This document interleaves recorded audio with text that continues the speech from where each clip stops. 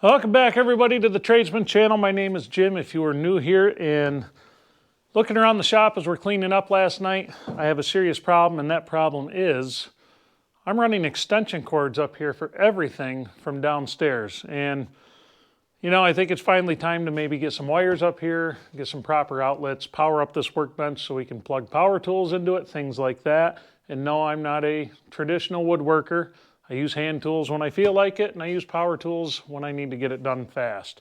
So let's go through what we're doing, what we have, and what we're going to be putting in. So obviously we have the hand tools.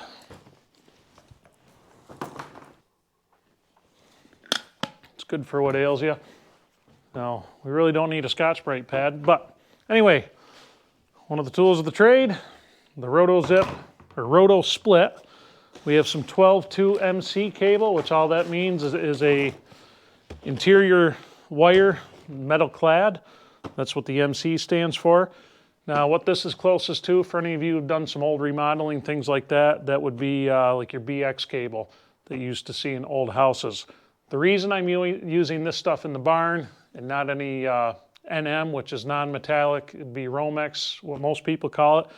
Not using it out here because this is a barn, it's a cold building. There's a tendency to get rodents. We mentioned that a few videos ago that we don't want anything out here that could cause a fire hazard. So I've got my box of tricks with the many various box connectors. Move the wire aside. Move the Roto Split aside. Well, we have a box of goodies, which has a ton of box connectors, anti-shorts, which anti-shorts, for those of you who aren't aware, it's these little red sleeves right here. You end up putting them against the wire inside the metal jacket so that the sharp edges do not cut your wire over time. You would not believe how many people skimp on that piece right there that probably only cost a penny. So we have that. Plenty of box connectors, plenty of that good stuff. Well, then, of course, we have the receipt for all this crap. Staples, I also have 3/8 single hole straps, which we'll probably end up using. A lot of 4 square boxes. If I'm gonna install MC cable, I'm not gonna run it into a blue nail-on box. So that's that. It's kind of nice about MC cable. You don't want to rely on it for a ground, but it does act kind of as a ground also. So all your metal boxes, by the time you end up getting everything tied together, everything ends up being grounded out. Well, let's see. Of course, we have various plaster rings, which is good for what ails you. Another 4 square box. Now let's just dump it all out. It's good for you, right? So rewarding to do that. It goes in my nature, you know, to make a mess. So leave that box there. That'll sit there for 6-8 months tops. And I flopped my microphone around. Hopefully all this audio came in clear.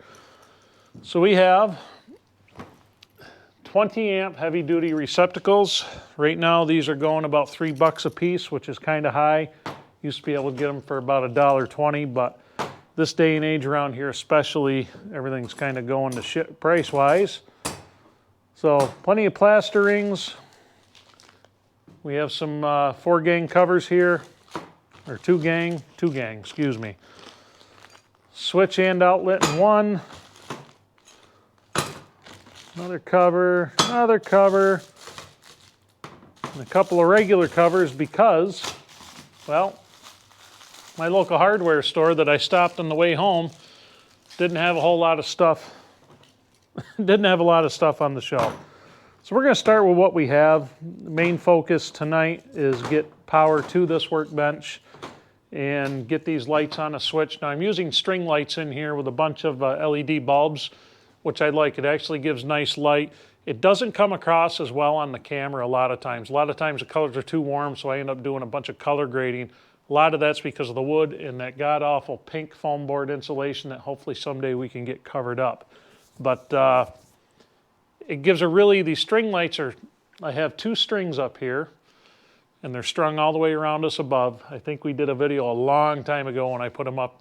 We saw it on the camera there. But anyway, long story short, they just give a nice light. I don't get a ton of shadows, and but I want to get them on a light switch. Plugging and unplugging extension cords is getting terribly old. I mean, what do? We put this, I think we got the last siding boards on this barn 2 years ago, and I'm still running on extension cords up here. So that's no fun. The workout space still running on extension cords, which we have to rectify that pretty soon or the boss lady's gonna beat me. So anyway, stay tuned. I hope you enjoy it, and I'll catch you on the other side of it. Now, when I'm prepping up to do this type of work, especially I'm working with 2 gang boxes, things like that, I kind of like to do some prep work before I get mounting things, stuff like that. Getting outlets mounted to the plaster rings or the covers, whatever we happen to be using. Get all that just kind of ready to go and makes it a lot easier. Now, we have a couple different style box connectors for these. This stuff right here, this box connector is made more for like your 3/8 Greenfield. It'll work on the 3/8 MC cable that you get, but it's not as tight a fit as you'd like. You have your standard old-fashioned BX connectors. You see that ring in the middle there? That is to help hold your any short in place. And these are kind of nice. They say you don't need any shorts with these, but I use them anyway. I always use any shorts. That's a pet peeve of mine. But these kind of snap into the box really nice, and they're easy to get out. In fact, anywhere I go or I'm demoing anything and these are in them, I save those box connectors. They're very handy. But we'll set those aside. So, like I said, I like to do a little bit of prep work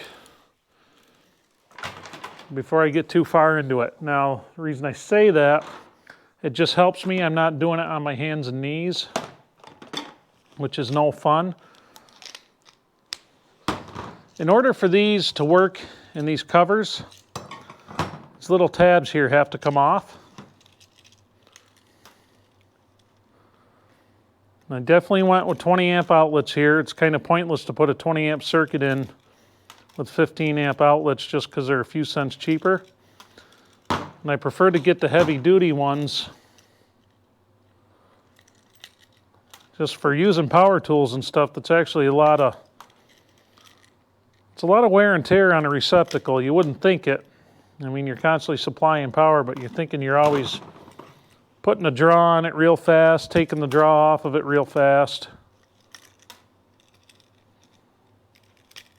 Most of you guys know, but for those of you who don't, the gold screw is always your hot, the silver screw is always your neutral. And when you hook these wires on, make sure you put the hook in the direction that you're tightening the screw.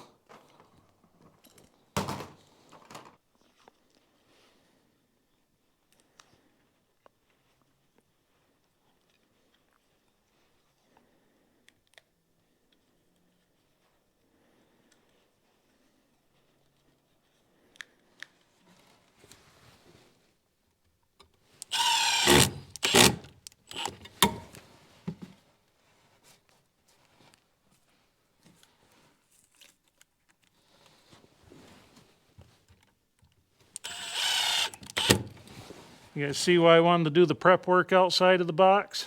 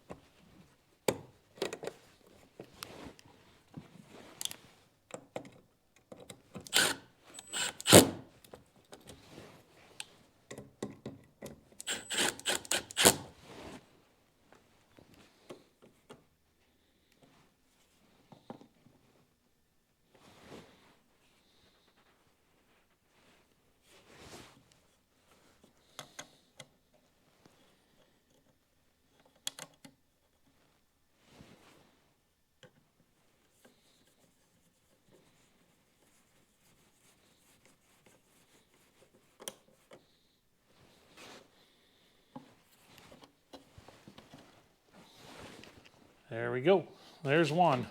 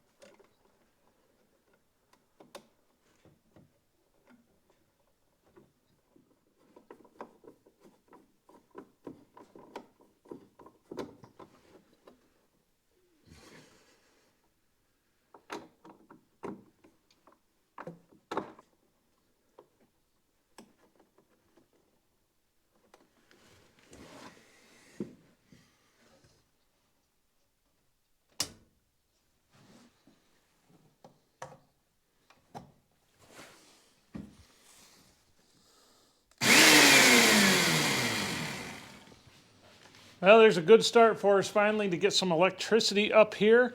I can finally do away with that extension cord that goes down the stairs and plugs in by the panel box. What a pain in the ass that is. So we're going to keep getting some wiring up. We're going to keep organizing this.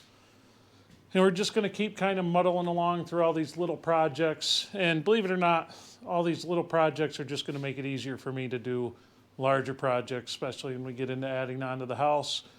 It'd be awful nice to be able to have the wood shop, a good place to make a mess rather than out in the yard when I'm doing a lot of that stuff. Always got to be thinking, right? So anyway, hope you guys enjoyed this one. A little bit of a long one for what we got done, but explanation type videos usually do take a little bit longer. Also, I know most of you guys know how to wire up an outlet and all that, but you never know when you're doing YouTube videos, you never know who's going to be tuning in. You never know who's going to be looking for just basic information. This is where people come to learn. So if anybody asks any questions you may deem kind of crazy in the comments about how to do stuff like this, cut them some slack. None of us started out knowing how to do this. We all had to learn somewhere. And in today's world, YouTube is one of the best teachers you can find as long as you can find content that's not just chock full of bullshit. So with that said, have a good night, everybody, and I'll catch you on the next one.